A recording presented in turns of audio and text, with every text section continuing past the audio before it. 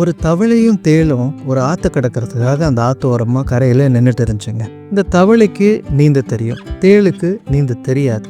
So இந்த தேள் என்ன பண்ணுச்சு, தவளை கிட்ட வந்து எனக்கு நீந்த தெரியாது, அதனால நான் உன் மேலே ஏறிக்கிறேன், உன் முதுகு மேலே நீ நீந்தி கொண்டு போய் என்னை அந்த கரையோரமாக சேர்த்துரு ப்ளீஸ் அப்படின்னு சொல்லி ரெக்வெஸ்ட் பண்ணிச்சேன். ஆனால் அந்த தவளைக்கு அந்த தேள் தன்னை கொட்டிருமோ அப்படின்ற ஒரு பயம் இருந்துகிட்டே இருந்துச்சு. அந்த தவளை வந்து உடனே அந்த தேள்கிட்ட கேட்டுச்சான், நீ வந்து பாதி வழியில் என்னை கொட்டிட்டீன்னா நான் என்ன பண்ணுறது, நான் செத்து போயிடுவேனே அப்படின்னு சொல்லி கேட்டுச்சான். அதுக்கு தேள் வந்து, நான் ஏன் கொட்ட போகிறேன், நீ எனக்கு உதவி பண்ண போகிறேன், என்னை அந்த சைடு கொண்டு போய் விட போகிறேன், நான் ஏன் உன்னை கொட்ட போகிறேன் அப்படின்னு சொல்லிச்சான்.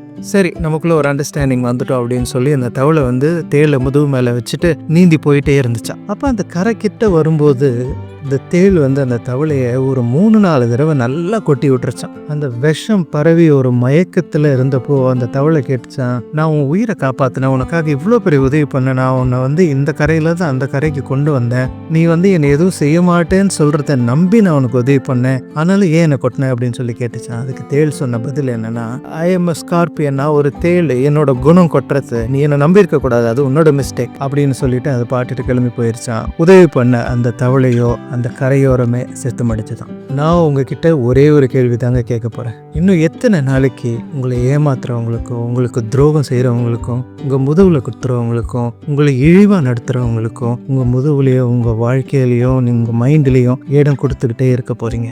இல்லை என்னைக்காச்சும் ஒரு நாள் திருந்தி வருவாங்கல்ல, அதுக்கு நம்ம வாய்ப்பு கொடுக்கணும்ல அப்படின்னு நீங்கள் கேட்கலாம். Yes, we definitely have to support them and give them opportunities. But opportunities can be once or twice. ஒவ்வொரு தடவையும் நம்ம ஆப்பர்ச்சுனிட்டி கொடுத்து காயப்படுறது யாருன்னு பார்த்தீங்கன்னா நம்மளாக தான் இருப்போம். This new year, surround yourself with people who respect you, who appreciate you and who don't demean you. உங்களை என்றைக்குமே காயப்படுத்தாத மனிதர்களை அவங்க கூட வச்சுக்கோங்க. இந்த உலகத்திலேயே நம்ம காயப்படாமல் இருக்கிறத பார்த்துக்க வேண்டிய ஒரே ஆள் யார் தெரியுமா?